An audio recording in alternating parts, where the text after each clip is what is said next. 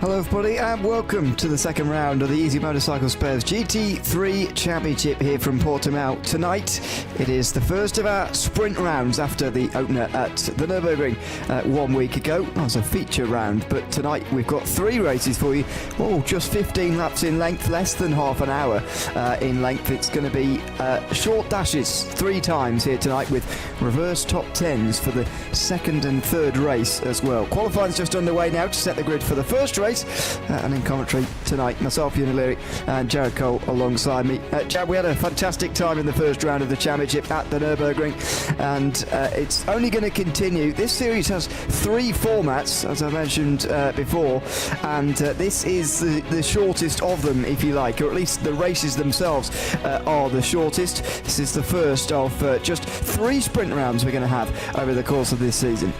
Absolutely, it is great to be back in the booth with you once again, Ewan, and this is the 3rd night in a row that we have had a sprint round here on Simple Racing Broadcasts.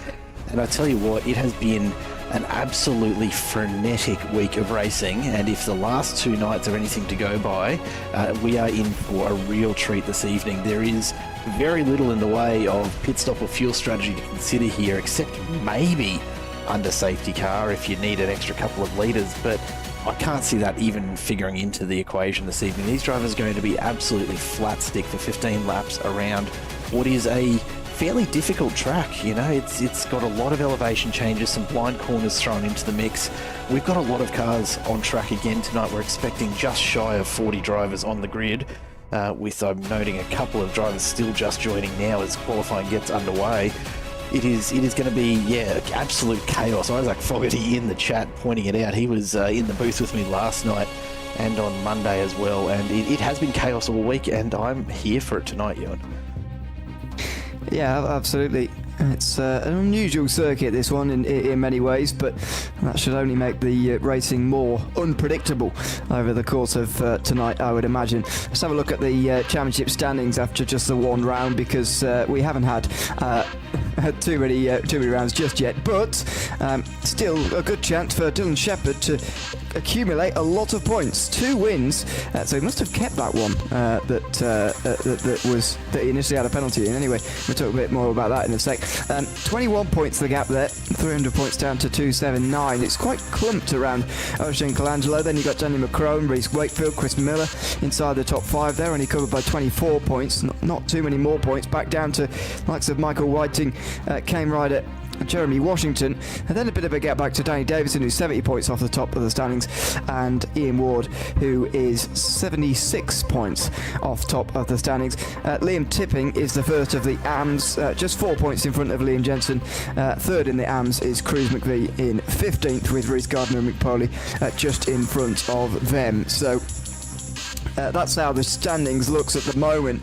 Over the course of the first round, 40 drivers scored at least some points, all the way down to Guy Dickop, who is only scored 22 points from that first round.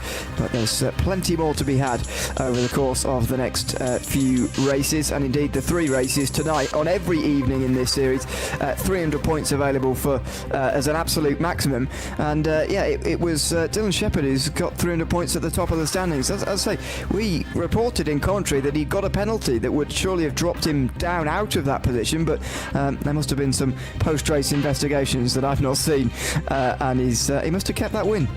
Yeah, and I'll be honest, I haven't actually had a chance to go back and look at the stewards' reports or the appeals from last week, but based on being top of the pops, yeah, it does look as though it's been overturned in the post-race reviews, which is great news for Dylan and great news for Audi fans, because of course Dylan Shepherd rocking the Audi out on track and showing people that maybe there's still a little bit of life in the old girl yet.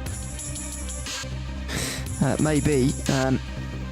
Just trying to find Dylan Shepherd now in the list. Right now he's not actually set a time yet. Let's go down to the track and take a look and see how he's going, shall we? Because it's it's not living up to the hype I've just given it at the moment, but I think I would expect at least that is probably because Dylan is pushing the track limits pretty hard here, and it is a notoriously unforgiving circuit, Portimão. It's not the worst on the iRacing calendar in terms of potential off tracks, but there's plenty of places to get it wrong when you are pushing for a quick time here, and it's going to take a quick time. The top 14 drivers all within a second of the top time currently. So I'm just looking through the stewards report now of the previous round. So so effectively the penalty, just to remind you, was given for a dive for position on Kane Ryder, who was bumped off the circuit as Shepherd dived to make a pass on the second lap down towards turn 3 through the Mercedes arena. That was the initial ruling, but Dillon appealed it after the race, and it was indeed overturned. It was actually the only decision that was appealed at all, and indeed it was overturned as well. Interested to know why, but it was overturned, and therefore Shepherd had enough of an advantage. Well, he didn't have any penalties, so he had enough of an advantage to take that win in the end. So it was 2 wins in one night, and as we just saw a moment ago, he's currently fastest in this qualifying session as well. A 1 minute 40.0 is his best lap time. Second place is Reece Wakefield, then you got Matt Webber, and following Campbell Adams here in the Mercedes for Team Max Boost. 8/10 of a second more than off of Dillon Shepherd at the moment. It's a big gap to have at this early stage of the session, but it'd be even more surprising if he keeps it to the very end. Let's see where Campbell Adams goes, only 6/10 behind us. Quite a large margin that Shepherd still holds, even as the likes of Danny Davison and Mick Poley as well, just getting onto the board there as well. There's a sizable gap there for Dillon Shepherd. Shepherd was far and away the quickest driver on track in round 1. There's no debating it, and he looks set to continue that form here tonight. I tell you what, if he keeps this up across the extent of the season, we are going to see an absolute runaway win from Dillon Shepherd. But still a long way to go in this season, of course. But the starting signs from Shepherd are that Audi. He is some kind of Audi whisperer or something like that. I don't know how he's extracting the sort of times that he does from it. These are fixed setups, so it's not as if he's put together something exceptionally special just for the Audi and just happens to know how to tune it perfectly. He is just that quick in it. It's something else altogether. Something worth mentioning, Mitch Curry, the man himself behind MC Motorsport, has changed his car. The drivers are allowed to make one change of vehicle for the season if they decide that they don't like what they've started with. He didn't have a great week last week at the Nürburgring, as we know, but he's jumped into the Corvette, made the change during the week, and it seems to be gelling with him very, very nicely into the top 10 currently. Yeah, it's an interesting time of the season as well to make that change, isn't it? Because we have got an iRacing update coming. I can't remember what week it is. I think it's about 7 weeks away, 8 weeks away. But effectively, that means with that 1 week off, that means it's only 6 or 7 rounds away, which you'll note with a 10-round season is not the end of the season yet. So there'll be still a few rounds to go, maybe 2 or 3. And to be honest, I would hold my car change back just for then, just in case your manufacturer really falls off a cliff and gets a bad update. And sometimes it happens where manufacturers go forwards and backwards through the update. And personally, I would want to hold it back for then, because you just never know how the car's going to be adjusted. Maybe not even it's going to go slowly after the update. Maybe it's going to start to drive in a way that you don't particularly like. And if you make your car change before then, you are a bit stuck with the manufacturer you've chosen for the second time round. Yeah, there's so much strategy involved when you do think about the iRacing updates and the BOPs that might be applied every time one of those updates comes around. Look, I can only assume that Mitch was that unhappy with the performance in the first round that it really didn't matter what he went to. He was going to feel better just being out of that car. It was a horror start for him at the Nürburgring. So fingers crossed the Corvette looks after him. We've got a couple of new drivers in tonight that we haven't seen in round 1 or indeed in the series before you. And Trent Thomas is one of those from Trick Esports, so he's out on track looking to improve his time. Big bounce over the curb there. That's got to hurt the suspension, you would think. Just finding his way around in the Merc. It's a popular car in the GT3s at the moment. I'm almost getting tired of seeing them, I'll be honest. There's so many of them, not just in this series, but generally across GT3 racing on iRacing. So many people leaning into the Mercedes AMG, and I don't know, it can be a little less entertaining when you're just seeing nothing but that big front grille out on track.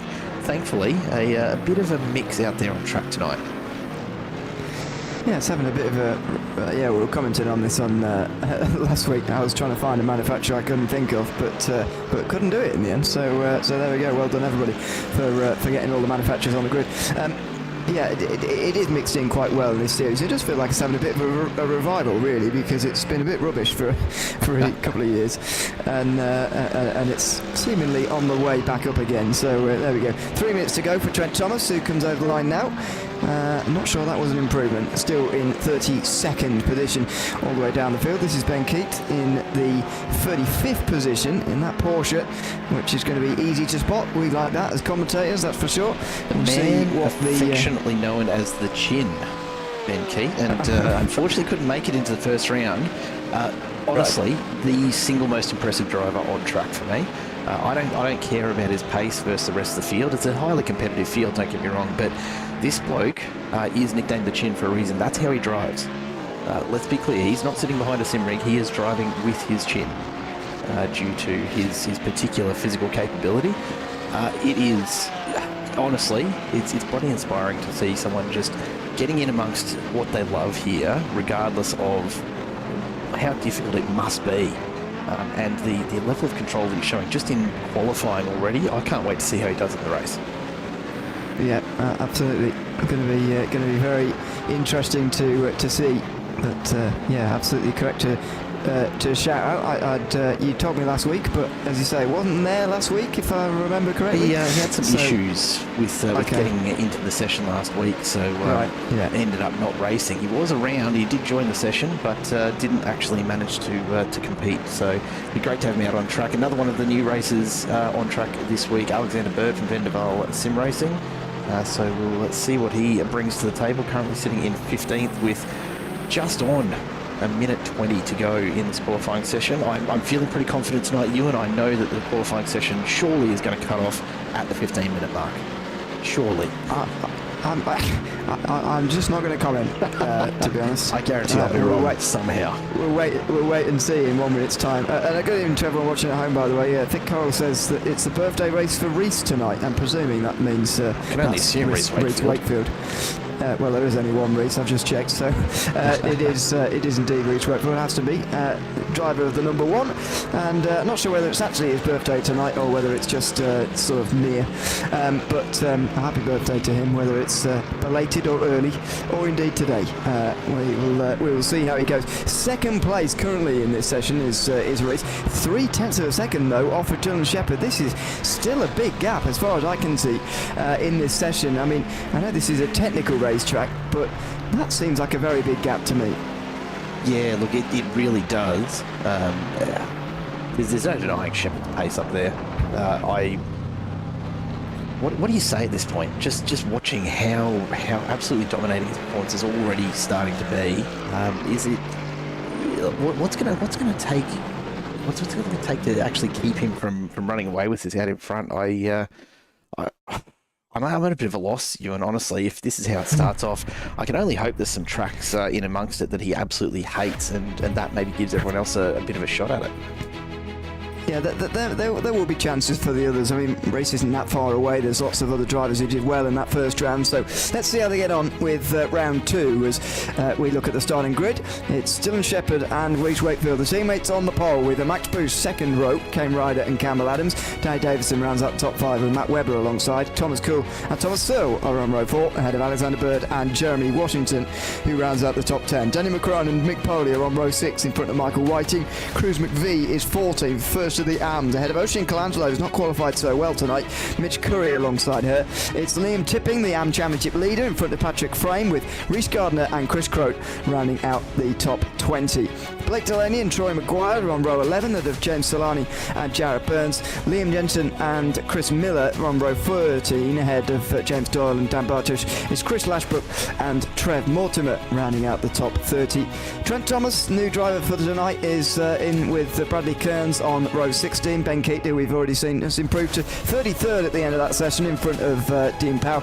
It's Luke Hayden and James Bunker on row 18, ahead of Ian Ward, who's quite a long way down compared to his points position. position. Ward is, 10th in points and qualifies 37th there. Christian Thatchenko is 38th. Brian East, last driver to set a time in this session. I think the last driver as well. We had 40 last week. I think we've got 39 this week. It's been a good start as far as numbers are concerned to this Easy Motorcycle Spares GT3 Championship.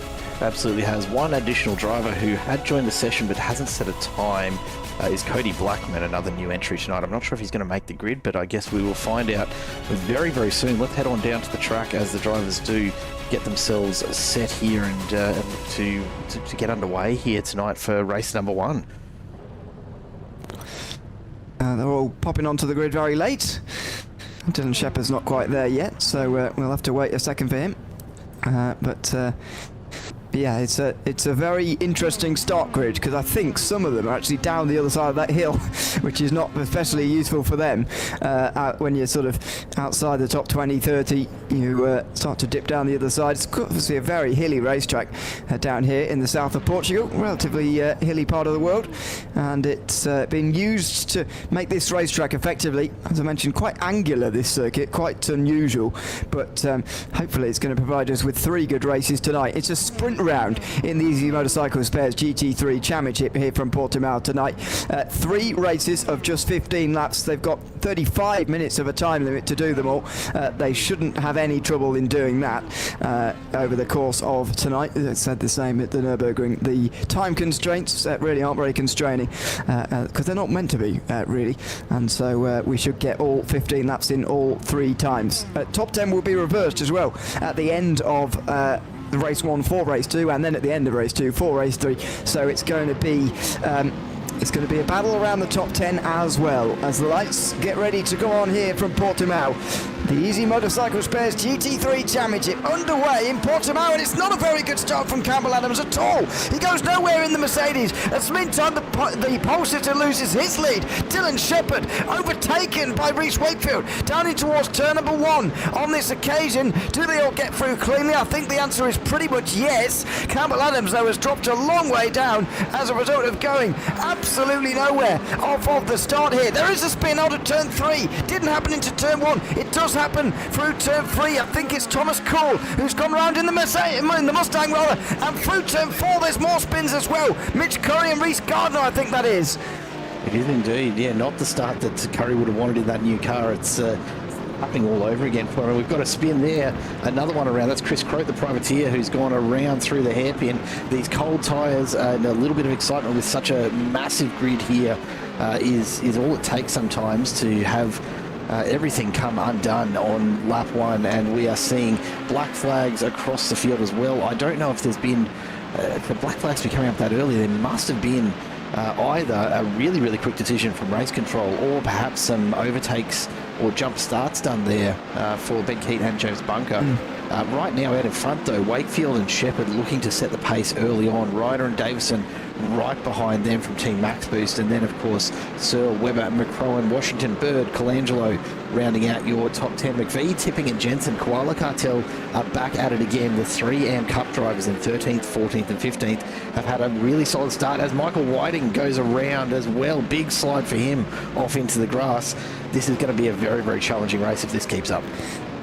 Yeah, it is. Shepherd took the lead there in towards the final corner, by the way, but Reece Wakefield got the better run out the corner, and so it's straight back down the inside again. This is like a repeat of lap number 1, and there he goes down the inside and straight through. Mick Poley's into the pit lane, by the way. One of those who qualified inside the top 10 is going to be dropping a long way down. Shepherd's going to have another go in towards turn 3. He dives down the inside, and that's what, 3 lead changes in the last half lap or so. Wakefield's going to get a good run now out of turn 4, and there might be a chance down the hill here in towards the hairpin. Not quite on this occasion. Shepherd's in the lead then, and I've got to say the way he was on the back there of Wakefield once he'd lost that lead off the start looked very, very ominous for the rest of the field. Oh, what a jam that is down the bottom of the screen there. That's Oisin Colangelo, and alongside was Alexander Bird getting right caught up there, and they very nearly caused a complete traffic jam. In fact they did, and Colangelo has lost the front bumper, as has her teammate Campbell Adams, who's well down after that slow start.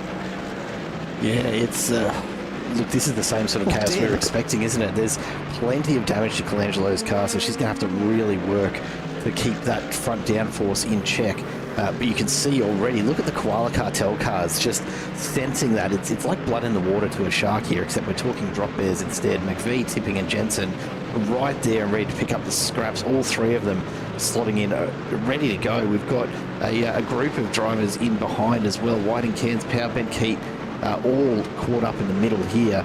I'm a little concerned that the Keat hasn't come in to serve that black flag. I would hate to think that we're going to see a repeat of so many instances last season, Ewan, where with this new UI, there were a lot of drivers who just didn't see that the black flag had been issued, and so as a result ended up finding themselves disqualified. He does come into serve now though, so he has seen it. Thank goodness. Yeah, I was going to say, it's probably a better idea to get it out of the way, actually, in a situation like this. Normally, I think it's better to, when the race is sort of thinned out a little bit, maybe that's not quite going to happen in these sprint races, but normally you want to take it when the field is sort of spread out a bit, and so you want to sort of give it as long as you can, unless you're stuck behind somebody or whatever. But yeah, there's a penalty to be served. Matt Webber has gone slowly now at a turn 4. Not sure whether that was a spin, a half spin, or why he's going so slowly, but he was in the top 10 and now is no longer. We've got an AM driver now in the top 10, Cruz McVie, and I was wondering whether this would happen or not, because this would really, if say the race finishes right now and Cruz McVie finishes 10th, not only is there a points gain there anyway, obviously, but there is also the chance to do, well, he would, if it ended right now, start on pole for the next race, and with the closest AM driver then in 11th, that gives you a big advantage heading into race 2. Huge advantage, and one that he will be relishing the chance for, even if it is his teammate right in behind him. Matt Webber, a bit of an off track. The IRAP Designs replay will show us what's happened here. I think he's just overcooked it, and easy to do there, just that bit of a change of road elevation. In his first opening laps now with the new GT3 tyre model, it's so important to just take it a little bit easy and let the tyres really come up to temp. You're talking lap 4 of 15 now, you should have a fair bit of temperature in the tyres, but this is one of those circuits where you do have these crests scattered throughout the entire lap, and it's so easy to unweight the rear, and that has been exactly what's happened to Matt Webber. So hard hit on the wall that was there, and Webber is going to be suffering, I think, now for the remainder of this race. Let's see.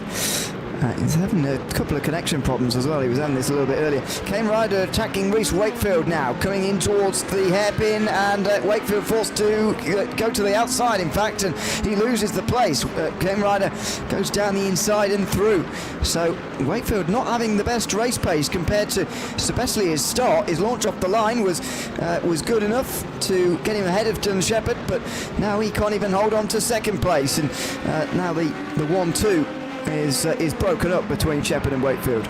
It is nice to see though, and I know we're only 4 laps in, but Shepherd not absolutely running away with it despite the extra pace that he had early on. We're 4 laps in, given that he was 4/10 quick, you'd expect him to be at least a second and a half up the road, so it's not translating quite as directly here tonight as it did at the Nürburgring. That's got to give the rest of the field just a little bit of confidence in their ability to stay with him, particularly for the likes of the Team Actors drivers and Ryder and Davison. They're battling it out with Wakefield at the moment, but they'll be keeping an eye on Shepherd up the road and just trying to stay in touch and prove that he's not completely invincible out front in that Audi. Yeah, absolutely. At the moment, though, it's looking pretty good for the overall leader. Ian Tipping is now the leader in AM, by the way. And there's a lap car involved in here as well, I think, with Mercedes. Oh no, sorry, that's Colangelo just up in front of them. Had no front bumper, obviously. Luke Hyden, the ADHD car, is a lap down just off the back there, as he gets himself well out of the way. So he was adding to the fray a little, but back to the 4 that are on the lead lap. Blake Delaney having a brief slowdown there through the first corner. Very easy to do, of course, because there's no real limits through there. That was a bit late defending there from Alexander Bird, who was very much reacting to Oisin Colangelo getting closer, coming down in towards the turn 5 hairpin there, but can't get it done there, Colangelo. And here comes Liam Tipping now in the rest of the in the back end of the top 10. Not able to actually get through on this occasion. This looks like a bit of a group that could swell, because the battle at the front is still ongoing. This is another battle at the front of the group as well, between Chris Croat and Trev Mortimer.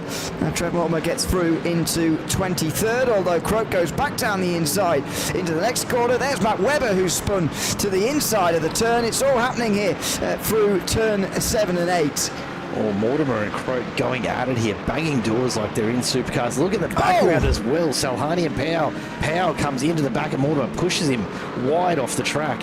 And Croat and Salhani lucky to get away without being impacted. Dean Powell and Trev Mortimer now just relegated from this battle.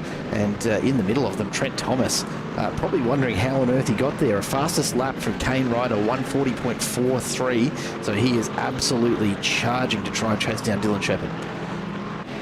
Absolutely. There's this, again, that group from 8th place on backwards, tipping close to Colangelo, but this is my problem with turn 1, really. It's the longest straight on the racetrack, and there's no real chance to overtake once you get there. Turn 3 is where you've got to make the move, but it's a little bit more tricky. Maybe he'll drive down the inside at 4. That will be quite hard as well, as you go uphill through there. Very easy to spin on your own, especially on cold tyres.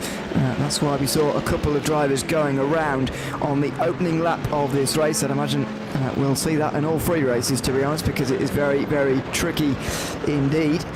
But Alexander Bird has just put a hold on these guys in behind him for the moment, which is good, really, because this group was getting larger as he was defending fiercely earlier. Now that's no longer the case, as he tries to break out front of these guys, and maybe tries to thin the group a little bit, because it's quite hard to defend when there's 4 or more queuing up right behind you. Especially when they're all teammates. The 3 Koala Cartel cars, the 3 AMP Cup drivers still right there in it. Liam Tipping ahead of Cruz McPhee and Liam Jensen. Tipping, as we said earlier, if he finishes here in 10th, will jump to the front of the pack. I wonder if we're going to see a little bit of Koala on Koala violence here as they try desperately to get that reverse grid working in their favour.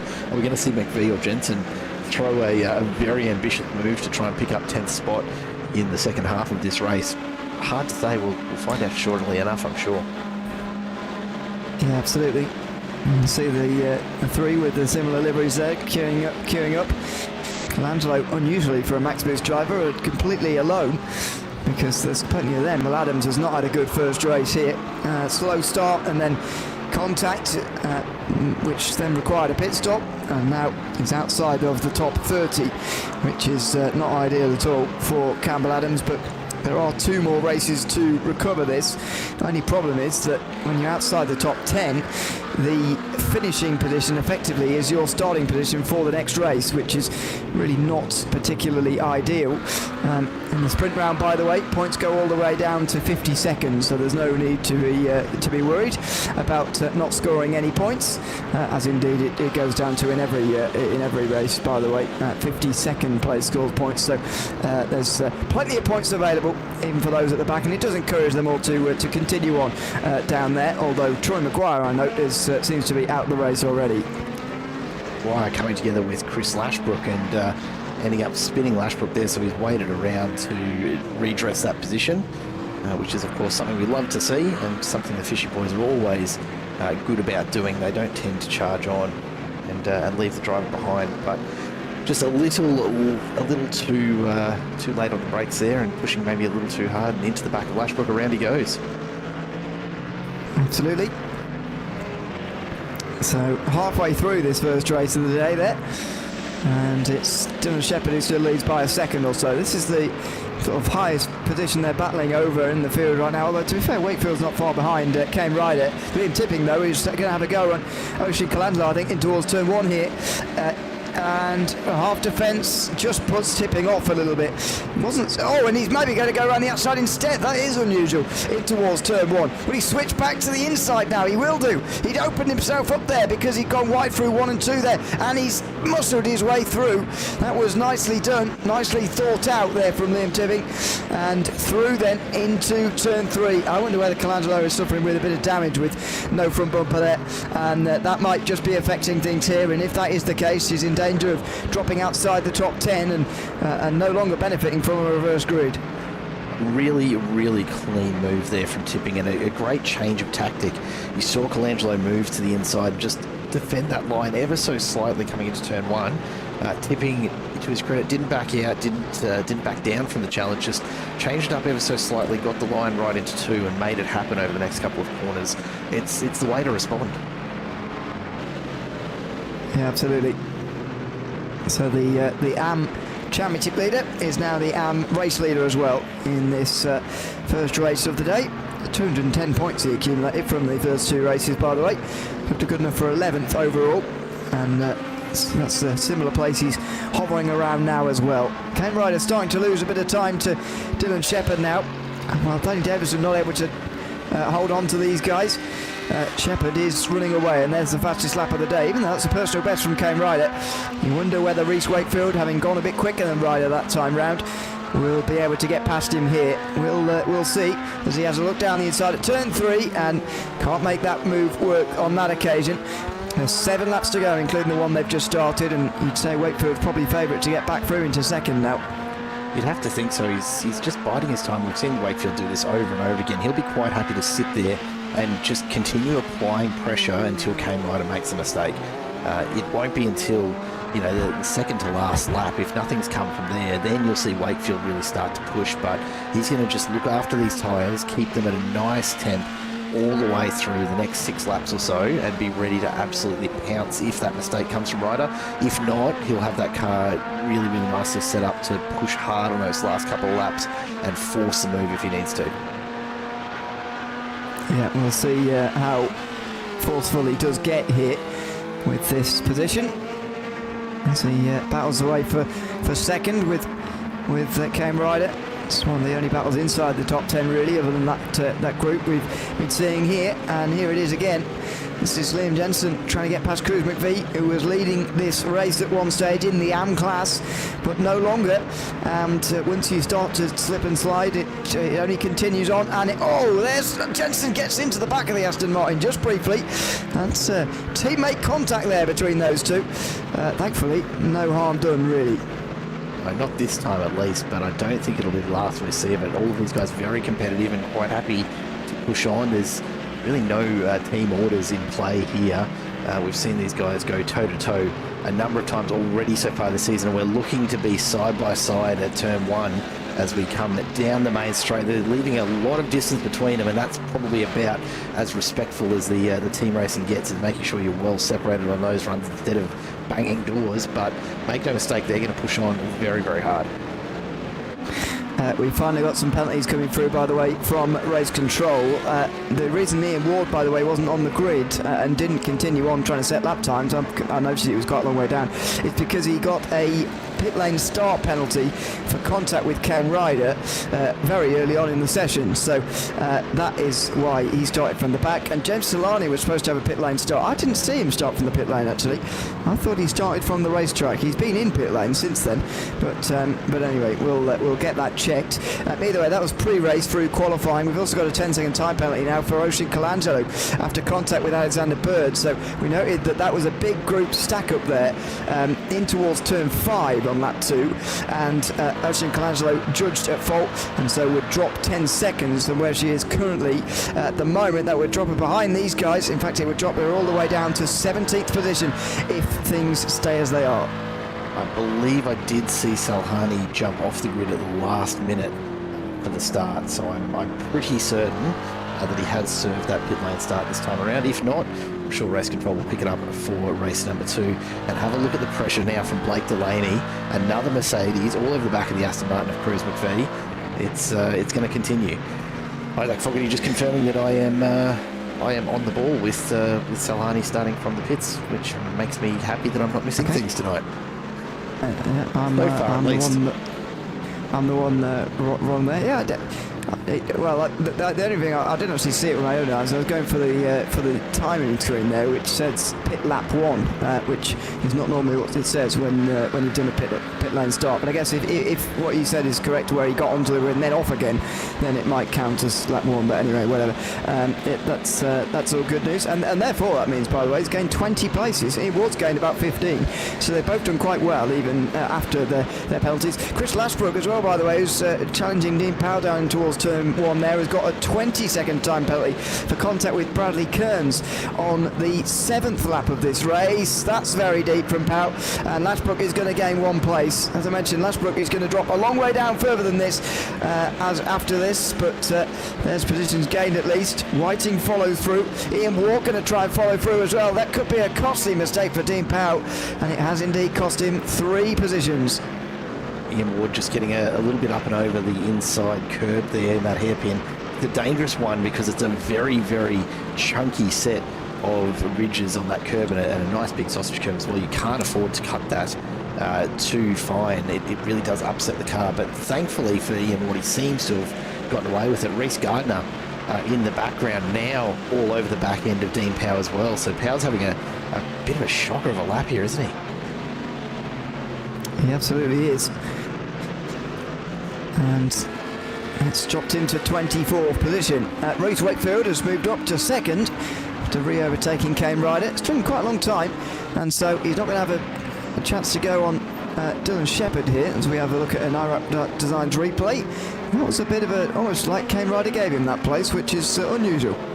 Yeah, must have just really got the entry wrong there, and not worth throwing himself over in front of Wakefield perhaps, but didn't look like much contest put up at all. Maybe Kane Ryder has just been under enough pressure that he knows he's outpaced here and doesn't want to risk bidding it and taking them both out. He's quite happy to just follow Wakefield's lead for a little while.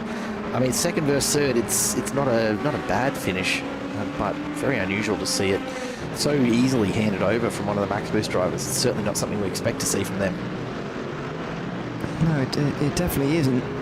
In a sprint round, that will cost you 3 points, by the way. So, as you say, it's not the most costly thing in the world, but it's 3 points effectively.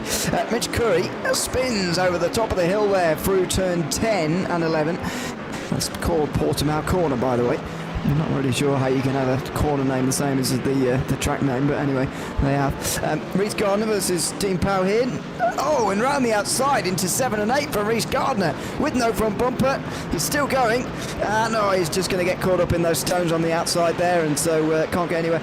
You will have seen a lap 1, by the way, or as we were coming on to lap 2, the amount of stones through 7 and 8 there because of people going off and bringing the gravel back onto the circuit was absolutely extraordinary. It's one of those places in iRacing with the new gravel and dirt sort of model being brought onto the racetrack can be a real problem. Luckily that's obviously a straight, and so it's fine really, but it's very notable on lap 1 just how many people have been off the road.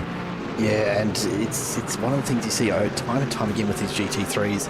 People feel the urge to really push on right from the green light, but these tyres now, it's what are we, 2nd or 3rd season of this new tyre model with the GT3s, but it still really requires full attention when you do kick off a race to not just go full race pace. You really can't afford to. The tyres are not ready for that until 2 or 3 laps in, and it's caught a number of drivers out tonight. It'll continue to do so all season, I'm sure.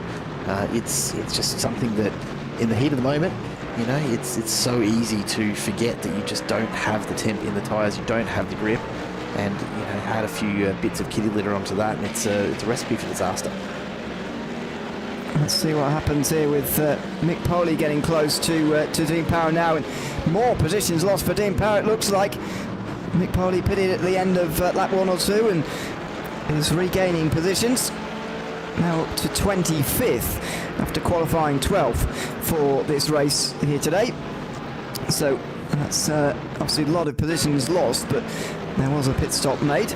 Another iRacing Designs replay through the final sector. This is Jarrett Burns getting onto the power a little bit too early and going for a spin in that Ferrari. Again, unusually easy to do, but traction control won't save you from everything, and you've got to be careful with the right foot as well, even in these. Credit to their paint designer, at least he looked really, really good doing it. Gorgeous Blackhawk livery on that thing. Another look from Mick Poley on Reece Gardner. Outside for Poley again through the right-hander, and he's not going to manage that on this occasion. These are both drivers who've had trouble so far tonight. Reece Gardner spinning on lap 1. Mick Poley having that pit stop after lap 1. Only for a few seconds, but even so, even just driving through the pit lane will cost you quite a lot of time. Here comes Ian Ward, also another recovering driver. And in the background, Mick Poley does indeed get through a little bit more comfortably. So I've noticed this actually in this update, and something to note for the coming weeks. But that Porsche a lot quicker in a straight line, I think, than it used to be. Yeah, they've absolutely done something to it in the last update that's just given it a little bit more straight line power. It's been a favourite for a lot of seasons. I'm actually surprised to see so few of them this time around. But I guess we'll see if that eventuates, because of course a lot of drivers still eligible to change their car. Maybe they'll see the pace and switch on over to it. What is really noticeable, take a look at the top of that timing tower. 2nd, 3rd, 4th, 5th, all Corvettes. I can't remember the last time that happened. No, it's not too common. So yeah, very good news for the Corvette manufacturer.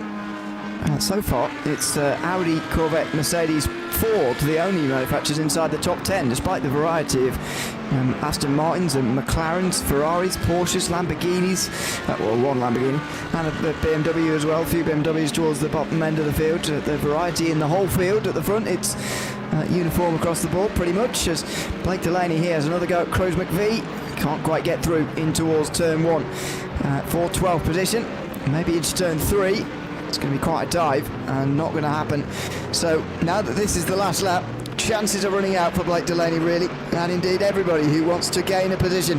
Michael Whiting gets a good run onto the front straight. Oh, and he's very nearly onto the grass there on the front straight, pushed there by Chris Lashbrook, who's only going to lose positions anyway because of this post-race penalty of 20 seconds. Whiting goes round the outside anyway, though, and he's looking to try and stay ahead of Ian Ward, really, because as I say, they're all going to get the position from Lashbrook anyway, but their teammates don't forget Lashbrook and Ward, and so there's contact. They might try and get Ward in front of Whiting if they can, and that will be a bit of a danger coming down towards the hairpin here. A good run for Ward. Here comes Mick Poley as well. Not sure where he's going to go. He's just going to be boxed in there behind the two Mercedes. A lively group on this last lap.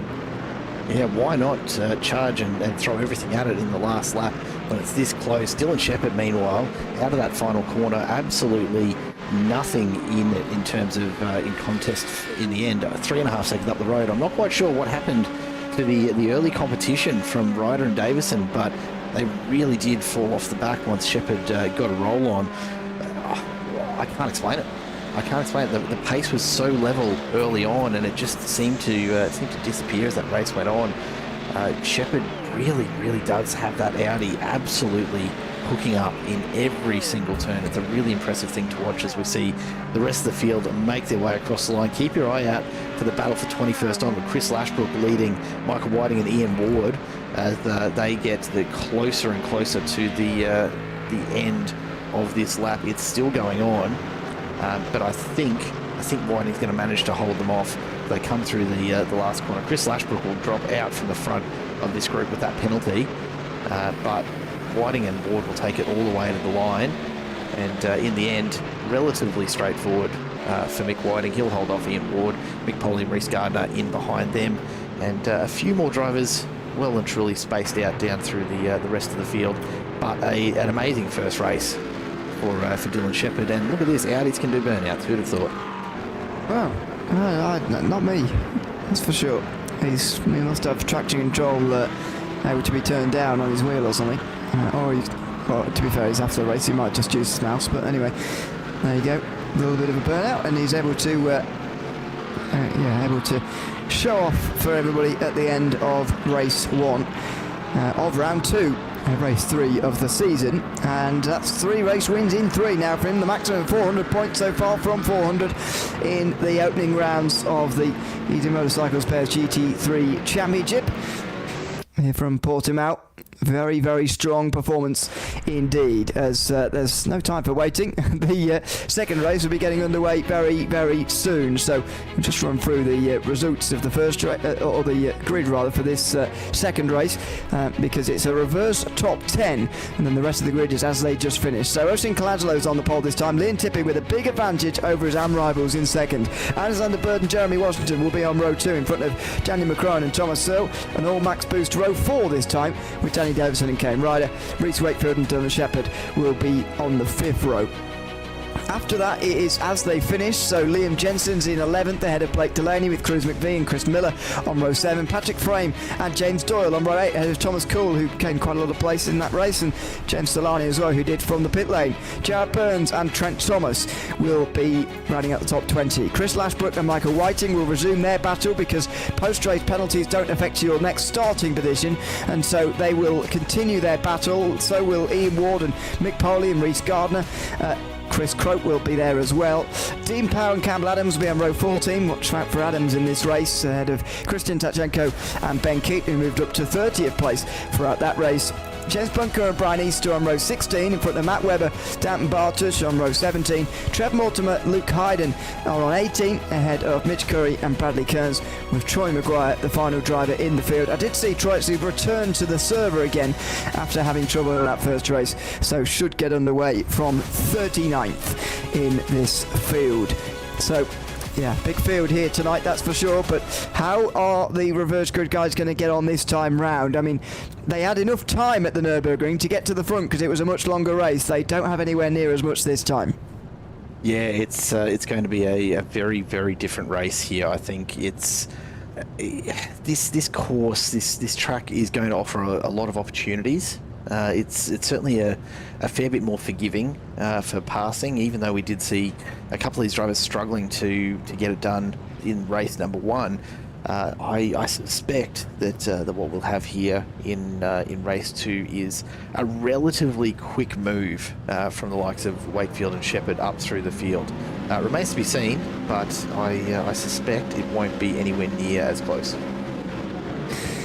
Let's see how we go for race number 2 tonight. Oh, more bad starts from the front this time. Alexander Bird goes nowhere, and Jeremy Washington, although to a less degree, doesn't get off to such a good start either. Down in towards turn 1 they go. This is not where the trouble normally is on lap number 1. It's down towards turn 3, but we do already have a spin for Kane Ryder, who's gone around through turn 1.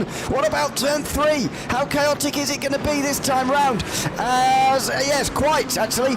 Even more so maybe than race number 1. 5 wide briefly coming out of turn 3, and there's more spins off 4. We knew that was going to happen. Blake Delaney goes off to the left hand side of the road, and Reece Gardner's been tipped around on the straight coming out of turn 4. He spun through the corner in race 1. He's spun on the straight this time round in race number 2. Wow, nobody waiting around in this race. They're going full noise, and this is always the danger of these sprint rounds, is people forgetting that they are back on cold tyres. It's the start of a new race, because there's no warm-up session in between the 2 races. They're straight back into it, and what we see is, well, chaos. Absolutely. It's very, very chaotic indeed. Liam Jensen and Jeremy Washington side by side, a little bit further back, coming in towards turn 10 and 11. It's very congested in the back part of the top 10 at the moment. Dylan Shepherd's been able to get a little bit away from that though. He's up to 7th behind Reece Wakefield, who's been following Danny Davison pretty much through this at the moment. So those 3 who were 3 of the front 4 from the previous race are working their way through pretty quickly here. There goes Danny Davison. He's been let through by Danny McCrowan, but McCrowan's accidentally let Reece Wakefield through again as well. I'm not sure that part was intentional. He was just trying to let Davison through, I think, but Wakefield's gone past as well. Look, a dream start though for Liam Tipping, no two ways about it. He's out in front and he's got a nice little gap already.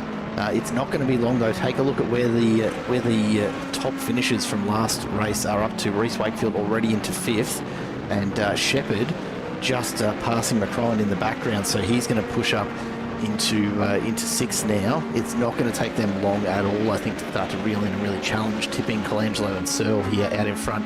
There's plenty still going on. Cruz McVie finds himself off and into the wall in almost an exact repeat of Matt Webber's issues in race 1. Yep. A little bit more unusual to see that on when the tyres are warmed up through turn 4, but it's still a tricky corner. There goes Mick Poley down the inside of Ian Ward to 17th place. So nice progress made early by Mick Poley. Now then, Liam Jensen into the top 10 in the AM class. So this is something to watch out for race 3, because Liam Tipping effectively has had it all his own way so far as the AM class is concerned. As Shepherd gets past Wakefield, that could be important as well. But Jensen in the top 10 will give him a good starting position for race 3 potentially, and that may just help him to regain some of the points already lost to Liam Tipping in tonight's first 2 races. Have a look at this battle going on further down through the field. We're into the late 20th. Oh, big turn from Dan Bartusz. A little bit of contact. More contact sends him further off the track, and not at all what he would have liked to see from that. This group have been battling it out hard. Delaney and Burns make their way through. Looks like Luke Hyden's going to sit back and try and redress that, because he knows that he's sent Bartusz well off the track, so he'll be trying to avoid the penalty from the stewards. It's absolutely lighting up here in race number 2.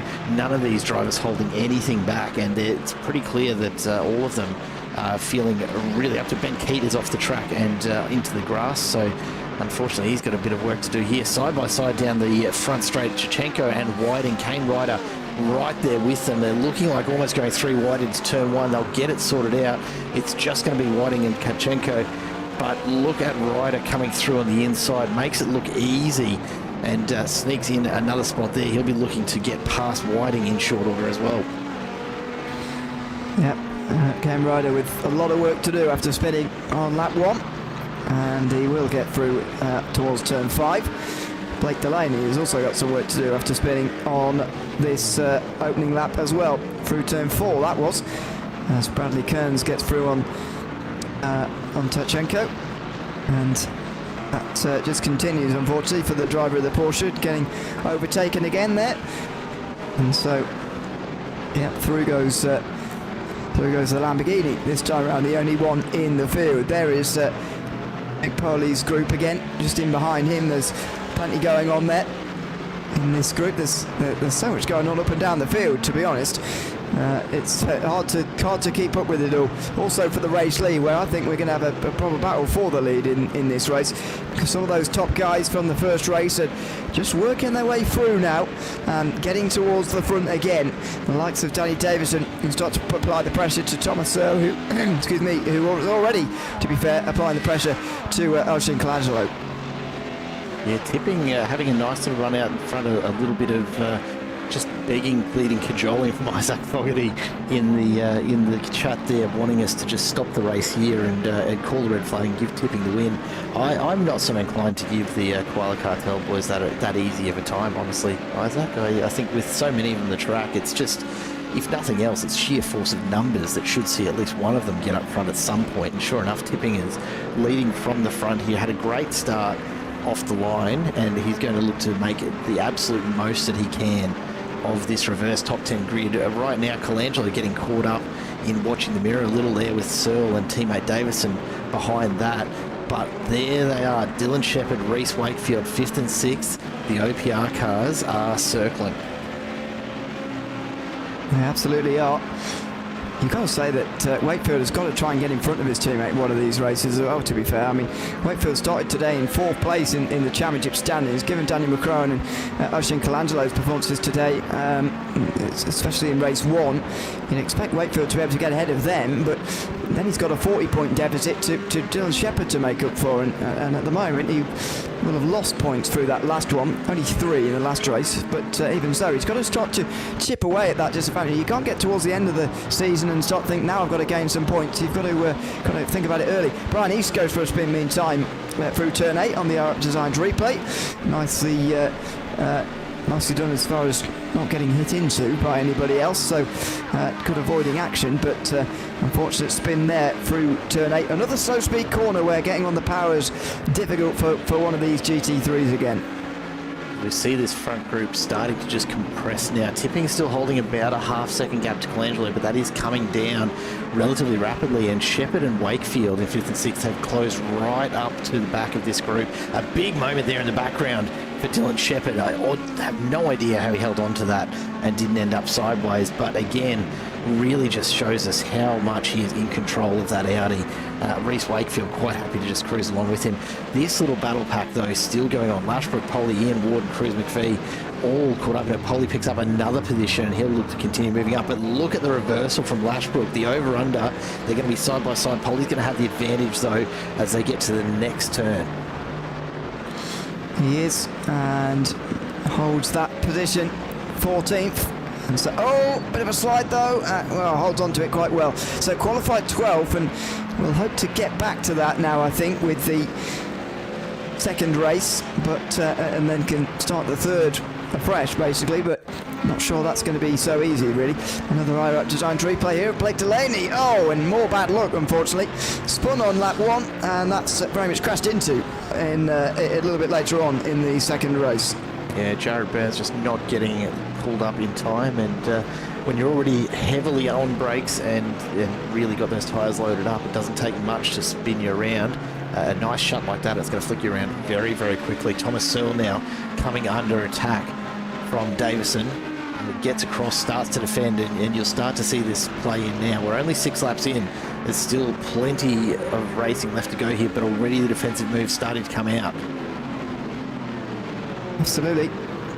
Move down the inside for Davison in towards turn 3. Searle is still going to be there, and how are they going to give each other room? Squeeze there through turn 4, and Dylan Shepherd's going to take them both. A great bit of opportunistic driving here for him to maybe take both in one go. He's certainly got Searle, and he's going to get Davison as well. And Davison tries to squeeze him, but he can't do it. And look at this for Wakefield. He's going to try and follow through, and if he wants to challenge Shepherd in this race, he's going to have to, but he's not going to find it easy. Shepherd is, Wakefield not quite able to get past Davison, who was able to squeeze him out there through turn 7, and Wakefield can't quite follow his teammate in making that double overtake. Picks up the position on Searle though, so it won't be long before Davison's under attack again from the OPR crew. Dylan Shepherd, just watch him start to walk away and reel in Tipping and Colangelo here. Liam Tipping will be watching that relative absolutely sweating out in front. He knows that Audi's coming for him. So far, it's been sitting a few extra positions back, but there's not a lot separating them now. This is going to compress in a hurry. Yeah, it absolutely is. And you'd be a little bit concerned seeing that now if you were Liam Tipping, to be honest. Colangelo just in behind is not the big concern. She's been there for the whole race, maybe just biding time, but it's still a Shepherd that everyone's going to be concerned about when you're leading the race coming through like this. But I'll say Wakefield's got to try and come through as quickly as possible as well to try and challenge Shepherd in one of these races. That's a good run through turn 1. Is there a dive coming here? Well, Davison thought there was, and he defends in towards turn 3 as a result. What about down towards turn 5? Is Wakefield's run through here good enough for him to get down there by the time they get into the braking zone? It's going to be tricky. Let's see if he's close enough on the way down the hill here. No, he isn't. And Davison just defends in towards turn 5. And again, it's just going to frustrate Wakefield for a little bit longer. Yeah, he'll be patient though. He knows that Shepherd's not walking away out in front. The gap is starting to open up a little. Davison not hanging with Dylan Shepherd quite as much as Wakefield would probably like, but they're at least in touch for now, and Wakefield will know that Colangelo is going to put up a hell of a fight to try and keep that OPR Audi behind her as they make their way around this circuit.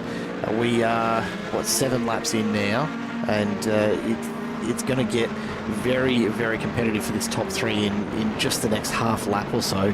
Colangelo's been right there on the back of Tipping, hasn't made a move, he's been quite happy to just sit there. Davison's around. What an awkward spot.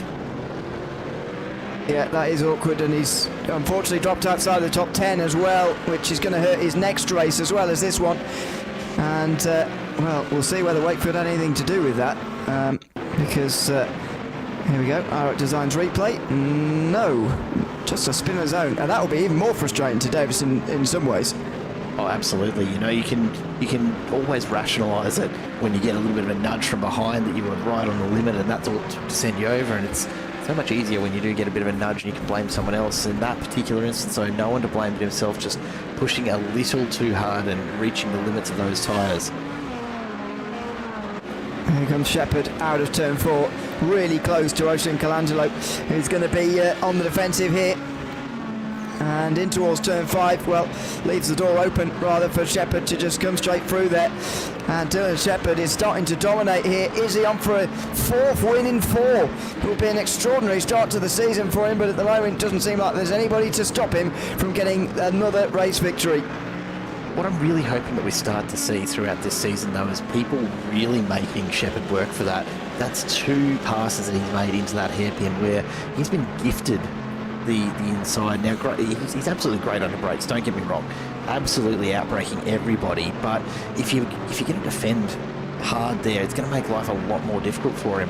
And sometimes it's just, I don't know, a little bit of a challenge for drivers to not feel like they're defending a position that they know the other driver is going to be fast enough to take away from them.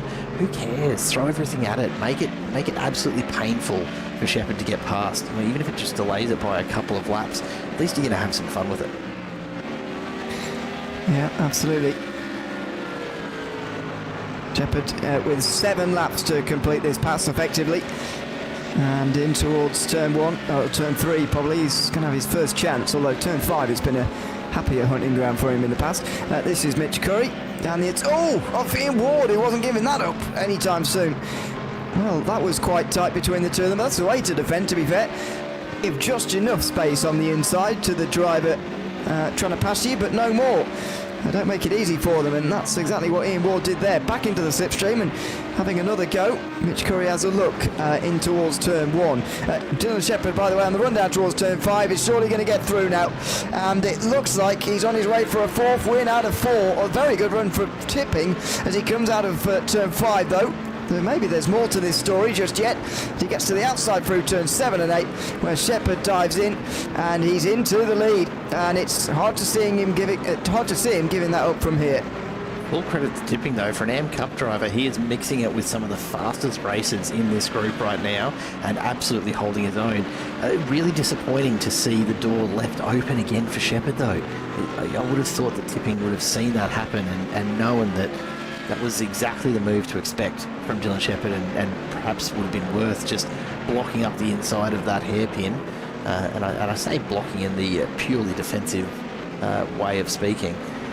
It's just too easy for Shepherd if you're going to leave doors open like that. He is going to pounce on that every single time, and watch him start to walk away now from Tipping. Yeah, this is going to be quite a gap at the end of this race by the looks of things. Still plenty of time. I thought that even in these shorter races, I thought one of the reasons he'd found it so easy to get to the front again at the Nürburgring was because it was such a long race, but clearly that wasn't the case at all.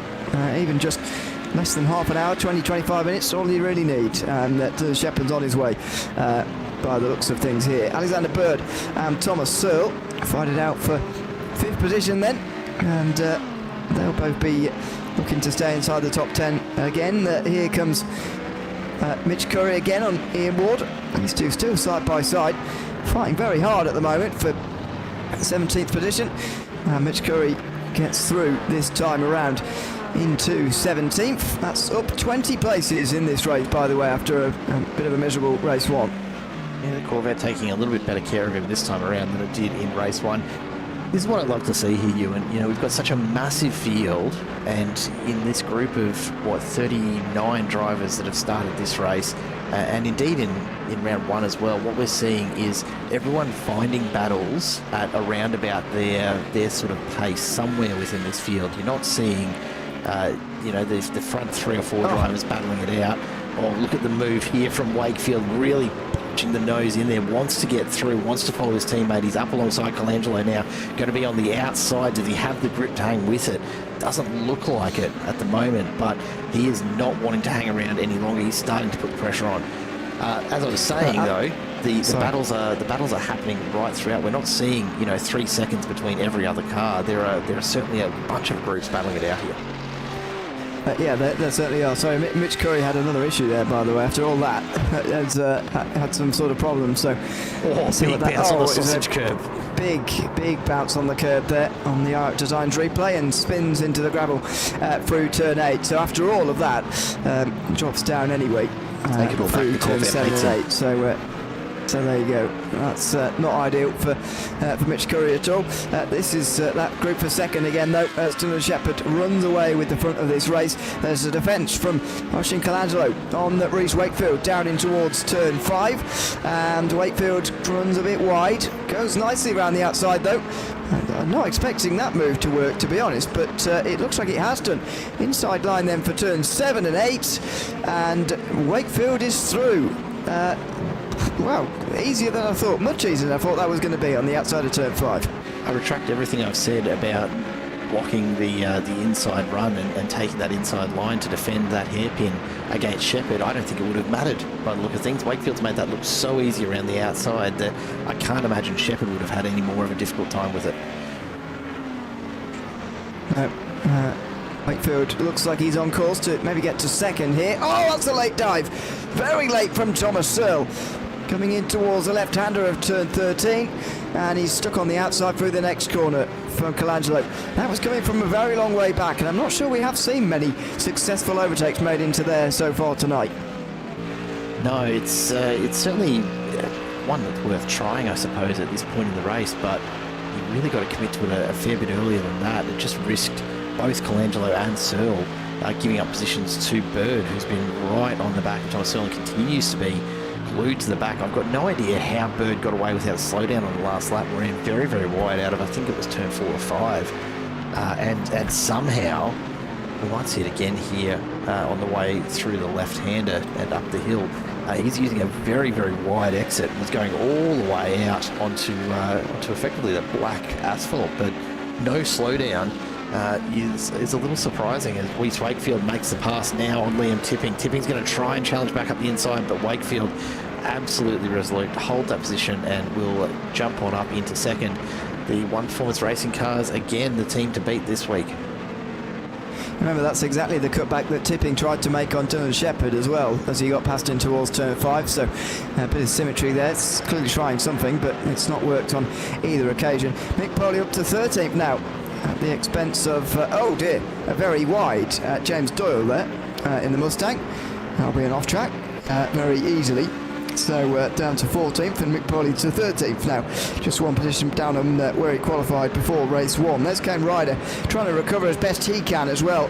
Just trying to get a decent point score for this race, and therefore we might be able to get one for the third race as well. Oh, switch back to the inside on Matt Webber, who's also coming back through the field after trouble. There are a lot of drivers doing that, of course, and there's plenty of positions for Ken Ryder to have if he's able to get to them in these final 3 laps. They're all queuing up for 16th place here, right in front of him.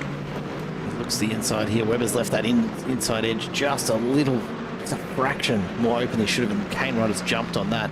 Not quite got the pace though to actually make the move. It's a tough corner to get a pass done as they go through the huge right-hand sweeper to finish off this lap, and they will charge on down to turn 1 with that position unchanged.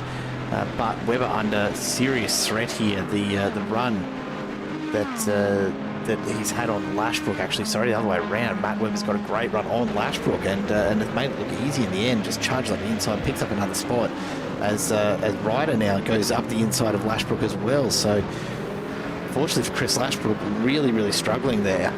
Dean Power and Chris Croat, is this an incident where they've come together?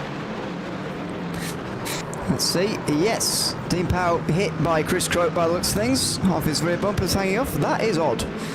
Well, I've not seen that before on oh, there we go.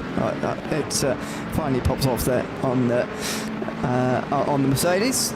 That's quite unusual. I'd say I haven't seen that before particularly. Lots of penalties apparently, but race control for the most part saying that those investigations are ongoing, so I don't know give out any of those penalties just before they're confirmed. But of the top names, Reece Wakefield has got 5 seconds for contact with Jeremy Washington, but I say all the status is ongoing for all of them. That could cost Wakefield quite a lot. He's got 2 laps to try and extend an advantage, and he's going to extend a bit of an advantage over these guys, but I'm not sure he's going to get 5 seconds in 2 laps. No, it'd take something profoundly problematic for Liam Tipping here. He'd have to wipe out basically the next 3 or 4 cars for Wakefield to hang on to that position. That said, I don't think it's going to cost Wakefield all of her spots. He might just sneak home ahead of Bird at this rate, but we'll have to wait and see just where that finishes on the way across the line, and of course whether there's any further investigation to be done, and the joys of appeals as well. You know, we will make some best estimates here tonight, folks, as to where everyone does finish, but realistically, the best update is at the start of next week's race, when we can bring you the confirmed point score, as we see a bit more going on. Lashbrook really having a bit of a struggle tonight with that Mustang. He's under attack now from Maguire and Curry, who are going to look to replicate Shepherd's move. Maguire's going to make it look easy. Curry decided not to make the attack just yet, but the drive not quite there from Troy Maguire. He looks like he's going to get it done here, but Lashbrook is going to try and defend the inside of this next turn. Doesn't have the pace, so Lashbrook down to 20th and continues to struggle with the Mustang. Absolutely. Oh, traffic jam there, wasn't it? There for Colangelo Searle and Alexander Bird. We're all very queued up there. Alexander Bird is probably closest to making a move here as they approach the final lap. Dylan Shepherd 3 seconds in front of the field as he looks to take a 4th race victory in 4 races. What's going to happen here for 5th though? Alexander Bird close in behind Thomas Searle now for 5th position. Bird is going to, be forced to the outside here with Searle defending like this, and he's going to go for it anyway, is he? Around the outside of turn 1, that would have been brave. He's now going to switch back for maybe a dive at turn 3 to the inside, much more conventional, and again he's not able to do that either. Considering the start that we had to this race, Ewan, the tail end of this has been almost processional by comparison. We saw a lot of drivers really coming to blows in that opening lap, and the remainder of this sprint race, I think these drivers have just I don't know, used up all of their red mist energy in that opening lap. We're not seeing anywhere near the number of panel rubbing incidents that we did early on in this race, or indeed through race 1. So maybe just everyone feeling a bit of the fatigue at the end of 30 laps here. Very hard racing at Portimão. They'll be looking forward to a 4 or 5 minute break in between races here, just to stretch the arms, stretch the legs, and just reset for race number 3. Of course, another top 10 reverse grid means that Thomas Kuhl is currently set to jump up to pole for the start of race 3. Liam Tipping will find himself down towards the back, but geez, he's going to be happy with this result. A 3rd place in this sort of competition is not going to be a bad spot for him at all. Yeah, absolutely. So, out of the final corner, Dylan Shepherd comes through to take another victory in the Easy Motorcycle Spares GT3 Championship. 4 out of 4 here this season. As behind Bird can't quite get past Searle, so it stays as it is inside the top 10. Miller will try and get into that top 10 ahead of Thomas Kuhl, but won't manage it. And so Thomas Kuhl gains 7 places in this second race of the day to end up on pole for race number 3 coming up very soon. Yeah, he won't be at all upset with that. Some great points, and that's going to give him a huge lead in the M Cup competition as well. Not unassailable by any stretch, of course. We're talking race 2. There's still plenty of racing to go this season, but you pick up a result like that early on, he'll just be a little disappointed that it is a sprint round, so there's only 100 points on offer for the top result. It's not going to have quite the impact of, say, an enduro or a feature round, but you know what? You take the points where you can get them. Yeah, absolutely. As you say, just 100 points available for the win in this sprint round. Each race, that is. But in every evening, 300 points is the maximum. Dylan Shepherd got the maximum last race, or last week, I should say, in the last round. And this time round, he's got the maximum 200 from the first 2 races here as well. We'll see whether he can do it one more time in race 3, because there's clearly, as he and Reese Wakefield actually have proven, there's clearly enough time for them to make their way through the field. And very soon we'll be on the grid for race 3. Not sure whether there's a warm-up session between these 2 races or whatever. Yeah, there is, of 5 minutes or so. So we're able to go through the results from that third race, from the second race, sorry. And that will pretty much give you the grid for race 3. Dylan Shepherd wins by 2.7 seconds in the end in front of Reese Wakefield. Another One Performance Racing 1 and 2. with Liam Tipping, another AM victory with third place overall. Oisin Colangelo couldn't get past Tipping for that entire race pretty much. Charles Searle and Alexander Bird were close over the line as we saw as well. Liam Jensen was second in the AM class with Daniel McCrone, Jeremy Washington and Thomas Cool rounding out the top 10. Chris Miller just missed out on that reverse grid pole with Danny Davison not too far behind either. Mick Poley 13th after some more overtakes in that one. James Doyle, Cruz McVie round up at the top 15. Kane Ryder ends up 16th after spinning on lap 1 with Ian Ward just behind. Also in that group was Matt Webber and Troy Maguire, Mitch Curry, who rounded out the top 20 in that race. Chris Lashbrook 21st in front of Trent Thomas with Michael Whiting next. A battle between Chris Crowe and James Silhani over the line. 24th place for those guys. Trev Mortimer 26th in front of James Bunker and Patrick Frame within a minute of the victory. Over a minute off the lead was Dean Powen. Christian Chattenko, who rounds off those in the top 30. Ben Keith 31st in front of Brian Easton. Jared Burns on the lead lap. One lap down for Dan Barchus, Luke Hayden and Reece Gardner. With the non-finishers, Bradley Kearns, Blake Delaney and Campbell Adams, who will have to start from the very last position in this final race of the day. So might just go the back grid and, will be... Sorry, go on. Might just go back and take a look at race 1 as well, just for a bit of a recap on that. Of course, we jumped so quickly from race 1 to race 2 on these sprint nights. Just that top 10, Liam Tipping and Liam Jensen. I just want to call out their performances tonight, both finishing at the top end of the field, as did Cruz McVie. No taking anything away from the 3 Koala Cartel cars there, but Tipping and Jensen, I would be surprised to see them continue in the AM Cup competition for much longer. They are clearly racing at the top level of this field. Yes, I agree. And it'd be interesting to see if anybody's moved down into the AM class actually, because it's already not so numerous. There's only 6 in the field tonight, for example, who are AMs, but you would say there are probably some more names down towards the bottom end that might be able to join them as well. So I do wonder whether the AM class is going to have a bit of an overhaul, because it would be nice to have that thing to go for some of those drivers a little bit further down. But as you say, at the moment we've got some drivers in this field who are really fighting for overall race victories here, albeit with a reverse grid, yes, in Liam Tipping's case, but they're still fighting for a race win, and they're technically in the AM class, which does look a little bit strange. Yeah, and look, that's just indicative of the massive change that we've had this season in who is involved in this championship. A huge range of new drivers, and also worth noting that the way that the AM Cup has been set is based on performance in the previous GT3 championship. So if drivers haven't participated in, I think from memory, at least 50% of the previous season, then they're not eligible to be considered for AM Cup inclusion. Now, that, as is the nature of these things, when you do have a big change in the field, it's one of those things that you've just got to work out in the first couple of rounds as to who probably should be in that AM Cup and who perhaps has been placed in there and maybe is not really at that level. Plenty of drivers, when we look at some of the results tonight, who are consistently driving at a level where I think they'd fit nicely into the AM Cup comp.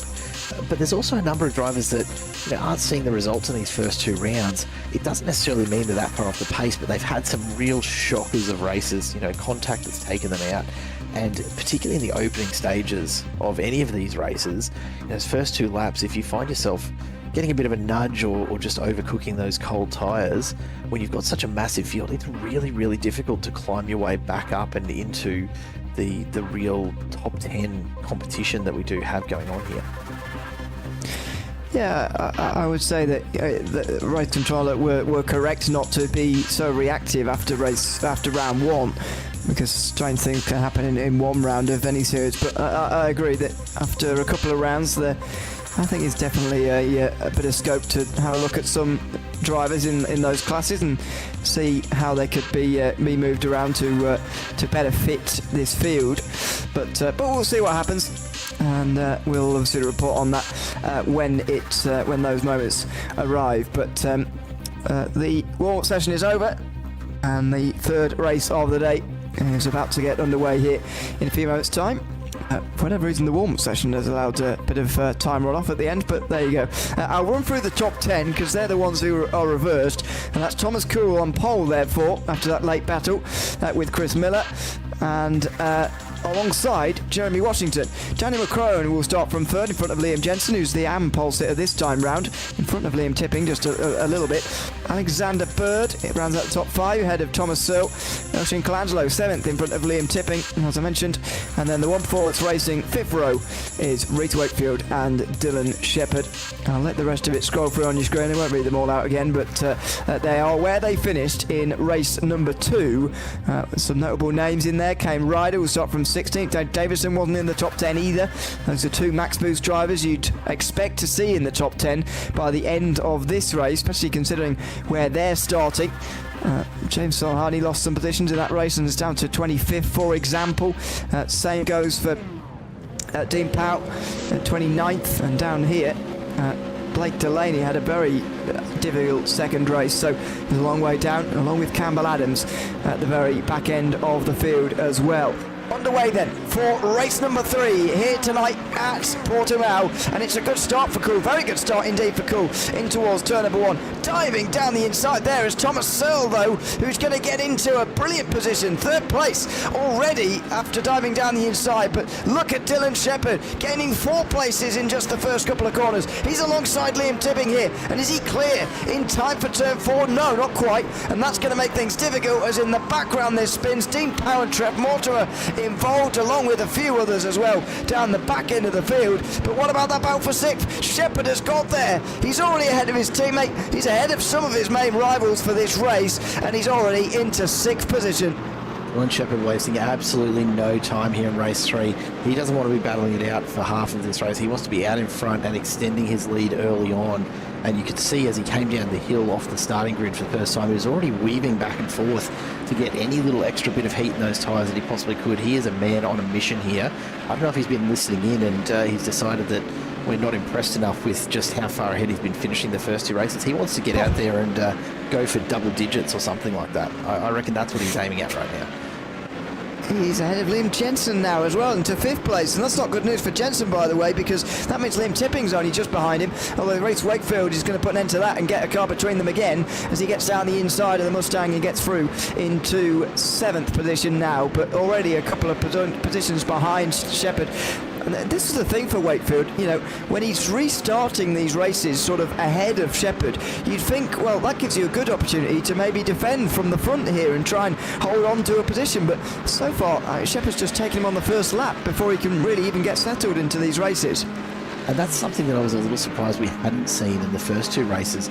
If you recall in Evergreen, Shepherd was so fast on cold tyres. We didn't see that first lap pace tonight in the first couple of races, and I'm not sure quite what the difference is here in race 3, but certainly Shepherd has returned to that form, you know, not waiting around on the cold tyres at all. He's jumping straight into this and pushing on with intent as he see him look for that classic move up the inside of the hairpin. He's going to do it again. Too easy. Shepherd past Washington, and he continues. He's already up into 4th, absolutely charging through at the moment. Danny McCrone just had to serve a slowdown, by the way, towards the end of lap number 1. That's why you saw him acting a bit strangely towards the end of lap 1 and the start of lap number 2. Just trying to get that slowdown cleared, and has done now. Lots going on clearly down the back end of the field. Dean Powell's got a meatball, but out the race already. Campbell Adams, James Bunker, Bradley Kearns also out of this race, and Alexander Bird. Those bottom 4, by the way, all non-starters from this final race of the day, so I'm not sure what's quite gone on there. Searle, meantime, goes down the inside of Kuhl for the race lead right now, and Thomas Searle finished 5th in the last race, therefore started 6th for this one, and he's already in the lead, so an even better start perhaps than what Shepherd has been able to manage here, and maybe a chance that he can battle for the race win with him as well. Danny Davison on the aggression. You saw him 3 wide looking down the inside there into Sagres turn 14, and there's a spin. He's made contact there with the Mustang, I think, or he's gone round on his own again. He's spinning into the wall hard for the Mustang, for the Corvette rather, and he's going to be falling short in race 3 as well. That's a real shame for Davison, because he was making some very quick positive progress in this race up until that point.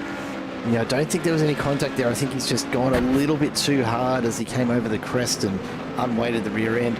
The real shame for him, as soon as you lose that rear wing, you almost have to come in to the pits. And sure enough, Davison into the pit lane now to get that repair done. He'll be very, very grateful for the available fast repair because a rear wing off one of these GT3s makes them virtually undrivable as Colangelo takes a leaf out of Shepherd's book and makes the move up the inside now of Washington, almost identical, and it really is the place to get it done by the look of things. Mick Poley challenging as well. He's only down one spot from where he started after a bit of a tough start, but he's hanging in there.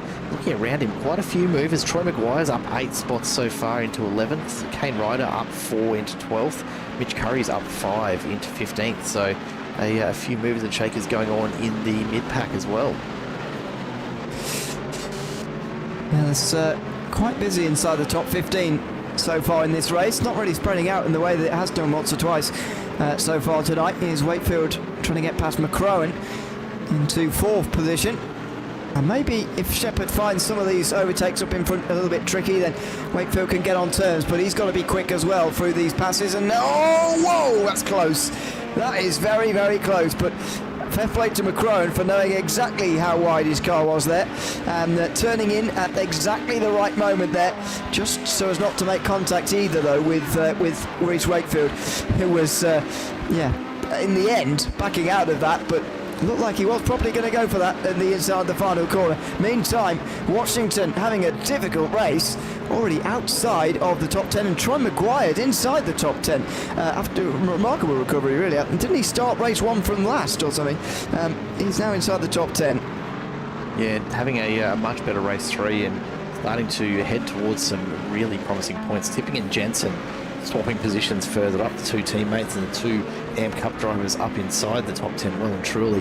Mick Poley looks like he's picked up an extra spot there as well, and it just goes from bad to worse for Jeremy Washington. That damage on the front end obviously impacting his Mercedes in a big way. Out in front though, here comes Shepherd already on the back of Thomas Kuhl's Mustang, and look at this, he's looking up the inside already. There's no contest. No. Someone check that man's tyres, check his suspension, check everything about that Audi, because the way that it's behaving is absolutely unbelievable. Oh, that's cool. He's got that pulled up in time as well, just about. He felt the need to defend there from Kuhl, although I'm not sure Thomas Kuhl had any intention there of actually trying to make a pass. So 11 laps to go, and Shepherd is in second, but I think Thomas Searle is going to give him a real run for his money. Maybe I'll be disappointed and he'll just let Shepherd through, but I hope personally that he really fights for a race victory here, because I think he's got the pace to keep him at bay for a little while, and then obviously the defending will come into it a little bit later, but I think in this initial period it's going to be very interesting to see how Searle plays this with some decent pace, but he's going to have a long stint of defending here if indeed he wants to go on and win this race. Yeah, he'll be counting down the laps very, very intently. As he tries desperately to stay ahead of Shepherd. 8/10 is going to be eaten up in tow time. Look at this, Reece Wakefield looking for 2 spots in 1 if he can get there. He picks up 1, dispatches McCrowan, but Thomas Kuhl still holding on for the moment. Yeah, absolutely. Holding on nicely for 3rd. Thomas Kuhl. Meantime, it's a big group for 16th place as well for Cruz McVie. And the rest of them in behind. James Sohani already up, 8 places now. But Reece Gardner at the back of this group already up 16 places at the beginning of this race, after having spins on lap 1 of both the previous races, having a much better time of things this time as McVie lets Sohani through, and now Whiting as well. So Chris McVie just trying to stay out the way a little bit of everybody here, which is a little bit odd, going up in towards turn 10 and 11 that time round, but he is doing, and he's dropping down to 18th position. I wonder if he's just finding himself a little more off the pace in this particular race. There's obviously been no change to setup or fuel or anything like that, but certainly not managing to stick with these guys as readily as he seemed to in the first couple of laps. We jump forward now. Thomas Kuhl under huge pressure still from Reece Wakefield. Dylan Shepherd just set the fastest lap of 40.73, a full half second faster than Thomas Searle. So look at this, he's right on the back of that Corvette. Searle is going to have his work cut out from here. Does he duck to the inside to defend this move, or are we going to see what is now the Shepherd Classic? There it is, gets the nose over late. He's going to try and pull it up. Not quite close enough that time around, but surely Thomas Searle's seen that, and that's a warning shot for next lap. Yeah, he was closed off there rather by Thomas Searle, who just sort of closed the door on him, Shepherd, and made sure he couldn't really move anywhere. He was very much jammed to the inside line, and so Thomas Searle keeps that position, keeps the race lead at the front of this field for the moment. He'll in towards turn 10 at 11, and again, he's not going to dive there, but there's 9 laps to go after this one. It's going to be a long road of defending for him as Reece Wakefield gets to the back of Thomas Kuhl. He'll be hoping that Searle can put up a defence for at least as long as it takes him to get up there. Yeah, and I don't think it'll be long before Wakefield does try a move. We know he doesn't mind sitting in and waiting for a much clearer error, but again tonight I think he's had the outright pace that he should be looking to push on here a bit. We're a third of the way into this third sprint race tonight at Portimão, and the OPR cars absolutely dominant again this week. There's still plenty to play for in terms of battles throughout the pack, but I'm already starting to see the writing on the wall for the rest of this championship with Dylan Shepherd particularly. Just absolutely next level. And sure enough, in the background, Reece Wakefield gets the move done on Daniel McCrowan. No, sorry, Thomas Kuhl's gone off track. So opens the door and just allows Reece Wakefield to waltz on by. We'll take another look at that on the replay here, and makes it look easy in the end. Yeah, very comfortable indeed. I want to go back a little bit to the Nürburgring round as far as Shepherd's dominance. You were mentioning it there. How important the reversal of that penalty I think is, because if not, Shepherd and Colangelo and McCrowan are pretty much, well, they're not tied on points, but they would have been very, very close with one another. As it is, though, at the end of round 1, you've got 2 wins to your name already, and a 21-point advantage at the top of the standings. If he goes on to win this race, it's 600 points from the first 2 rounds, and the momentum I think that you gain from knowing that you've got 2 race victories in race 1, round 1, rather than 2. 1 win and 1 should have been a win. I think that change in momentum there is absolutely massive for Dylan Shepherd. Yeah, I think so. It's going to have a significant impact. It's something that I'm sure that we will see play out in, if nothing else, just the mentality of the other drivers on track. To see the points lead that someone like Shepherd can build up in 2 races, it's going to be massively demoralising. I think, and that's not to suggest that race control should have kept a penalty in place for the good of close competition or anything like that, but it's just one of those things where I think after Troy Maguire off into the barrier in the wall heavily, that's a very, very fast approach to make it through all of that kitty litter. Looks as though he's managed to get it going again somehow, but it's going to cost him a lot of positions. Reece Gardner, meanwhile, up 17 spots. A great drive from him here at race 3 so far. It certainly is. I don't know if that's an ironic Red Bull livery. I can only assume so, knowing Reece. Yes, I suspect so. I would think so. So if you don't know, oh yeah, Shepherd is about to take the lead. I'll save my jokes for later. Here he comes to the outside of Thomas Searle, who I'm not sure he's going to be able to hold on. Is he clear? He is. And so first attack is batted away from Searle, but not the second. Down the inside for Shepherd this time in towards turn 30. He can see his teammate approaching here, and so the urgency has just gone up. It's certainly not desperation, but it is urgency that Dylan Shepherd is starting to see a little bit more of here. He switches to the inside. Searle's got to make sure he doesn't get alongside there before the final turn, and he just about does. So Shepherd's on the wrong line, and here comes Wakefield through that final corner. He's getting the double slipstream now go as the two teammates now apply the pressure to Searle. It's about the pressure on Shepherd really, and his 100% win record so far from this season. And can anybody disrupt that here? Can one of the championship contenders disrupt that? And Reece Wakefield at the moment seems like the most likely candidate to do it. Diving down the inside from Shepherd again in towards turn 3. It just seems that every sharp braking zone at the moment he's going to have a go. And in towards turn 5 there's another sharp braking zone coming up. So Searle for me has got to defend this inside line, otherwise he's going to lose the place for definite. And he does defend. It's a little bit late down the straight, but he does defend from Shepherd, who's starting to struggle to get past. That was a really, really smart defensive move. Didn't go all the way to the inside of that hairpin, so still allowed himself enough of a cut at the apex that he can, you know, maintain some speed for the exit, but made it really, really unappealing for Dylan Shepherd to have a dive at it. And as a result, Searle clings to top spot. This will be a monumental effort to hold off Shepherd, because Shepherd's throwing absolutely everything at the moment. Look at how close that was. Shepherd really getting right up alongside that rear quarter, but Searle unfazed, and you've got to hand it to him, remaining as cool. Oh, there it is. He's been cool under pressure, but just a little bit too aggressive on the brakes there, and that's going to allow Shepherd through. Now he's going to be fighting off Wakefield. I shouldn't have opened my mouth, Ewan. It's a classic commentator curse. Searle was doing a brilliant job, but just asking a little bit too much of those tyres, and it's been enough to allow Shepherd through. A brilliant defensive effort. You've got to get handed to Thomas Searle, though. He's really done well to hold Shepherd off for as long as he has.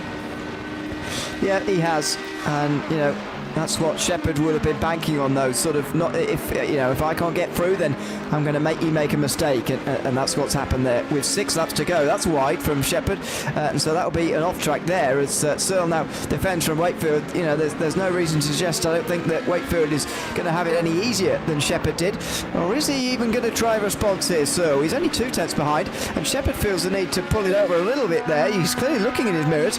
Is there going to be a dive here? Searle's not done yet. He's down the inside into turn. Oh, what a move! He's gotten straight through into turn 5, Dylan Shepherd style, on the race leader. That's extraordinary from Thomas Searle. He is up for the fight here, and despite the mistake he made on the previous lap, he's back in the lead again, less than a lap later.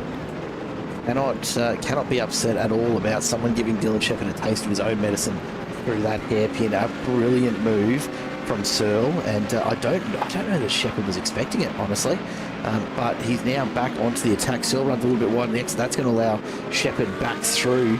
This is going to be a battle all the way to the line at this rate. Well, if it carries on like this, yeah, but I can't see Searle keeping this up for a while, and there goes Wakefield. I think he wants to get through now on Searle. He knows the writing's on the wall, and so he's going to try and get through. The top 10, by the way, doesn't have a single gap more than a second at the moment, so there's a lot of drivers in this group, and this is exactly what happens, by the way. People always say that, you know, when there's a serial race winner like what we've got in Dylan Shepherd here, you know, it's almost what's the point in bothering to defend for him? You might as well fight as hard as for second, but look at the amount of drivers that are now in the group and the unpredictability that brings here. Searle's got a much better chance because he's defended, and he might have another go, another lap, and he's having another chance into turn 1, and he is alongside. Shepherd forced to go on the outside line there and just have 2 goes at turning in there. He's a bit wide, and he's going to hold the inside now for turn 4, which could be crucial here. Is he still there? He certainly is. Searle is the one who's wide, and here comes Reece Wakefield. He's going to be running on both of them here. Wakefield is not too far behind. Searle is going to be there as well. Is it 3 wide? No. Wakefield moves to the other side of the road as Shepherd defends this time into turn 5. This is where Searle got through last lap, don't forget, and there's contact in the background. McCrowan and Tipping making contact there through turn 5, but out front Searle is still in front of Wakefield. He's trying to defend and attack all at the same time.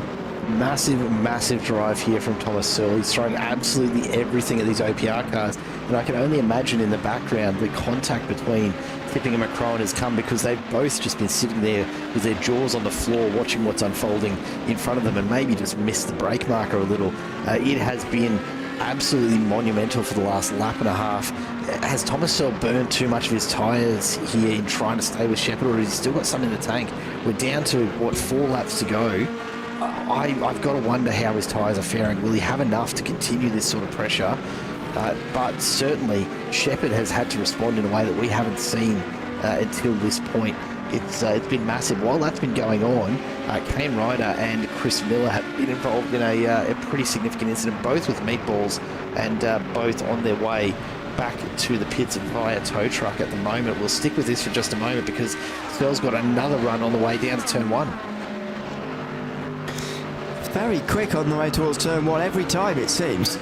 And he's just not going away for the moment. And every time that he gets into the mirrors of Shepherd here, he might just force a different line. He might just force something strange to happen.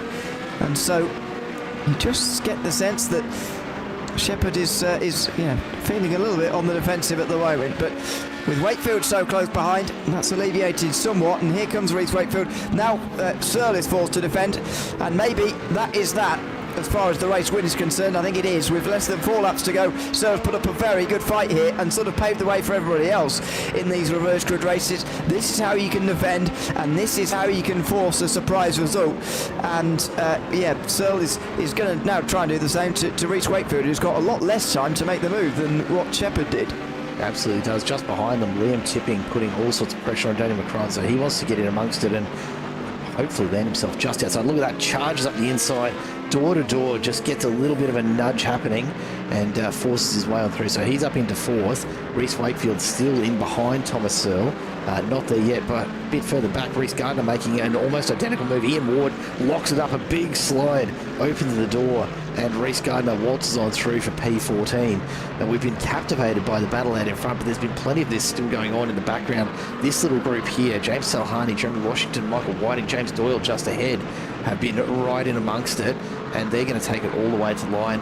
But we are not done out in front. Daniel McCrowan is fighting off another Koala Cartel car. Thomas Kuhl is right there behind them. And I don't know that McCrowan's going to have quite enough left in the tank to hold him off. He's been absolutely mobbed by them over the last couple of laps. Yeah, absolutely. That's side by side meantime. Whiting and Washington in towards turn 1. And Whiting goes through on Washington on the inside for 12th position. So that's overtake made. Searle and Wakefield meantime again. And as I say, Shepherd is now going to go on and take this race, I think, because he's got the advantage. But Searle and Wakefield are going to fight it out for second. This is our designed replay for Kane Ryder, who didn't quite know which side to go there of that spinning Corvette in front. And a pretty miserable evening, unfortunately, for Kane comes to an end now. That was Chris Miller, the Fishy Motorsports Corvette, copping just as much damage. So both of them, that will be their race is done. You're not going to drive that one home. No, you're definitely not. So they're both out of it. Lots of drivers in pit lane, by the way. I think only 28 left in the race when you consider 39 started the first race today. That's quite a high attrition rate, but obviously, given it's the final race of the day, you are more inclined once you get damaged to just bring it all to an end and leave the session completely. And that, unfortunately, is what happened to quite a few of these drivers. Amazingly, only 2 laps of racing to go tonight in our first sprint round of the Easy Motorcycle Spares GT3 Championship. And round 2 from Portimão almost at its conclusion. Can Reece Wakefield get back into second again on this final race of the day, though? It will be a triple second place if he can get there. And on the outside line, he is going to have to work hard for this with Thomas Searle also on the inside. And yeah, Searle defends again. And look what's happening again behind. The group is swelling in behind, and this creates some unusual scenarios. And again, you can get some surprise results. So if you even if there is a dominant race leader or a much faster driver behind you, this is why it's always worth defending in these scenarios, because strange things can happen, and Searle might be able to hold on to second from here. Tipping the AM Cup driver right in the mix once again. He's up there and holding his own. I'm pretty sure that the MC admin are watching this with great interest. Liam Jensen's in amongst it as well. So yeah, I'm making my prediction now. Give it another couple of rounds, and I think there might be a bit of a reshuffle of the AM Cup competition to both increase the number of drivers that are eligible and also remove a few of these clearly very, very quick drivers from the AM Cup mix. Searle goes defensive again. Reece Wakefield just throwing everything at him. They're going to come around and they're going to take the white flag this time around. Dylan Shepherd has been absolutely released by this battle. He's out to almost 2 seconds and starting to waltz away. He'll be on track for another big win here in race 3. Thomas Searle, what's he got left in the tank? What's he got left under him in terms of tyres? Reece Wakefield's had amazing exits out of this final turn and getting a huge run down the front straight. But here comes Liam Tipping. He really wants to get in amongst us on the final lap of this race. The white flag is out. This is the last gasp opportunity for Reece Wakefield. Thomas Searle's going to have to absolutely fight for his life, and Tipping is going to throw everything at Wakefield as well. Yeah, absolutely is. Outside line, looking into the final, into the third corner there. Wakefield has got to get a good run in towards turn 5, but Searle knew that as well. So he took a very strange line there into turn 4, which really maximised his run down here. If Wakefield knew that was going to happen, he probably would have changed his mind, but he goes for the outside instead, and he's not going to find much look out there. He's pretty wide, and is the exit good enough? I'm not sure he'll be able to get his nose alongside in time for turn 7, to be honest. And no is the answer. He can't get down there, and so has to stay behind again here of Thomas Searle through the right-hander of turn 7 and 8. He's going to have a dive somewhere, but where is it going to happen here? It's desperation now for Wakefield as he looks to the outside for 10 and 11 now. He's got the discouragement as well of having Liam Tipping right there, ready to pick up the pieces if there is an opportunity here late on, which there might be, into turn 13. So defends again, but Wakefield's just not even really getting alongside anywhere here.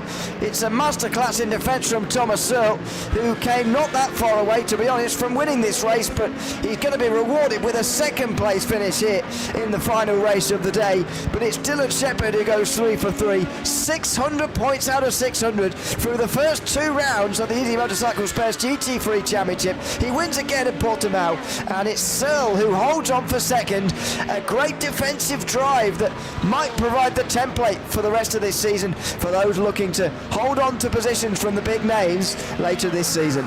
I sincerely hope we get a chance to chat to Thomas Searle tonight, because I reckon he will still be panting when he joins us in the booth. That was a monumental effort to hold off Reece Wakefield over those last few laps. I don't know how we managed it, just threw everything at it, and a very, very well-deserved second place. He's got to be absolutely stoked with that, as Dylan Shepherd, I'm pretty sure, will be, there we go, celebrating in style. The Audi doesn't rip a bad burnout, to be fair.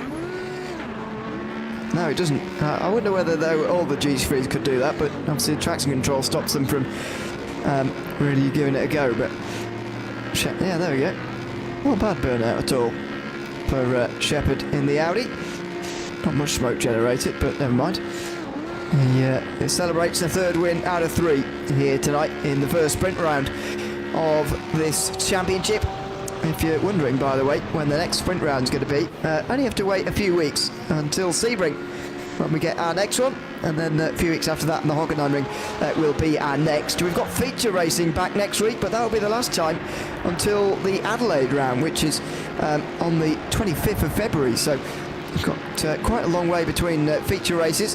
In between then, the first and indeed the last of the endurance races are both packed in there, along with that sprint at Sebring, which I mentioned. So yeah, feature racing next week, but you can imagine it's going to be very similar to the racing we've seen here tonight, which is frantic for the 15 laps again. Dylan Shepherd wins by nearly 3 seconds this time in front of Thomas Searle, who in the end defends from the likes of Reece Wakefield, Liam Tipping, who wins in the AM class, Daniel McCrone, Thomas Cool, and Liam Jensen, who was just hanging off the back of this group. Martin Colangelo, Mick Poley, and James Doyle round out the top 10. It's James Salhani who was in that group too, with Michael Whiting, Jeremy Washington just a second or so behind there. Ian Ward defending from Cruz McVie there towards the end, with Reece Gardner making up a lot of places to gain to 16th. That's 20 places gained in this last race. Matt Webber finishes 17th in front of Patrick Frame, with Dan Bartos and Trent Thomas rounding out the top 20. Outside the top 20 indeed is Jared Burns with Christian Tachenko 22nd. Trev Mortimer 23rd in front of Brian East. Luke Hayden rounds out top 25. Ben Keats was there as well, 26th for him ahead of Danny Davison, last driver on the lead lap. 1 lap down for Chris Croak then, and then the retirements came Ryder and Chris Miller, who had that accident together, of course. Mitch Curry, also retirement, along with Troy Maguire, Chris Lashbrook, Blake Delaney, Dean Powell, Alexander Bird didn't start, and neither did James Munker, Bradley Kearns or Campbell Adams. That's the final race, of course, didn't start. They did start the others. Let's have a chat then, shall we, to some of the drivers so far who have finished on the podium in the final race of the day. Anyway, Reece Wakefield joins us now. Reece, welcome in. Good to have you with us. 3rd place in race 3, but a triple podium for yourself. How are you feeling at the end of that final race? Because, as I say, it is a good overall points haul, but obviously the same drivers won all 3 races. So how do you assess how tonight's gone? I tell you what, how was that from a broadcast perspective? That was, I had to fight really hard for that. Yeah, well, yeah, it was an entertaining watch, especially race 3. I mean, what was it frustrating to be sat behind there like that, behind Thomas Searle, or was it just an enjoyable fight? Yeah, I wouldn't say it was frustrating. He definitely made me work for, if I wanted P2, I really had to work for it, and I was trying every corner, outside, inside, it didn't matter. He was defending really well. There was just like one little thing that maybe caught me off guard a little bit, but other than that, he did a great job defensively. And what are the ideas so far this season as far as getting ahead of and beating Dylan Shepherd in this season? Because so far he's won all of the 5 races, of course. Maybe if someone would like to, I don't know, punt to pass him, that'd be nice. No, look, Dylan's great. He's been out of it for a little bit, but to come back into it and absolutely just do what he's done tonight is just an impressive feat from his standpoint as a driver. But I'm happy to be his teammate and not someone racing against him, that's for sure. Yeah, I can certainly imagine. Congrats on a good set of results tonight, Reece, and thanks for chatting to us at the end as well. Thanks, guys. Thanks very much. Reece Wakefield, 3rd place in race 3 tonight. 2nd place, just in front of him, it was Thomas Searle, who joins us now. Thomas, welcome in. Congratulations on a great defensive drive, the likes of which we've not seen so far this season, amongst drivers like Dylan Shepherd, of course, who did go on to win anyway. But how did you approach this race? Was it always the intention at the beginning of race 3 to get out front and then just defend for your life, as you ended up doing there? The main goal was to get as good a start as I had in the first 2 races, because the first 2 races, everyone in front of me was slower. I made up like 3 spots into turn 1. I knew from there, as long as I could defend as hard as I could, then I'd have a shot at winning. But Shepherd obviously is probably the fastest guy in the field, if not one of the fastest, and Reece Wakefield's equally as fast. And I'm just glad I managed to keep one of them at bay until the end there. And, you know, you kept Shepherd at bay more than anybody else all season. So how did you do that? Talk us through what the key points are of defending around this circuit. I think mainly it's just as long as you can get a good run out of that first hairpin through the left-hand kink down into that next hairpin, as long as you get a good run through there and you defend an inside line, I think it's pretty good. The only other place that you need to defend is probably that second last hairpin, the left-hander. Apart from that, I think as long as you get good exits and you can keep the car on the track, that's probably the main keys. That, I mean, Shepherd's a very good racer. He's obviously got a lot of skill, and I'm really just happy that keeping him behind for as long as I did is actually an achievement for me, if I'm going to be honest. So to keep up with these guys, if I can keep one of them at bay, that's going to be the main thing to winning any race and any championship in this series. Well, congratulations on managing that in race 3 especially, and yeah, congrats on 2nd place finish in the end, and thanks for chatting to us at the end of the race as well. Cheers, Ewan. Appreciate all you guys do. Thanks for that. Thanks very much. That's Thomas finishes 2nd in race 3 here tonight after starting in 6th place. And finally, joining us from the top step of the podium for the 3rd race in a row, or the 5th race in a row now if you count last week too, that's Dylan Shepherd. Dylan, welcome in. Congrats on another race victory tonight, another 3 race victories tonight. But how hard did you have to work for that final one? It was a great battle to watch between yourself and Thomas Searle. Yeah, no, it was a really fun race. Thomas drove the wheels off it. Yeah, he made it hard to pass. He wasn't doing anything to complain about, and it was just frustrating, but it was a lot of fun, and I'm glad he came home with a good result too. how have you sort of, how surprised have you been that you've been able to do this in the opening part of the season? Has it been a surprise to you or not that you've been able to win the first 5 races in a row now?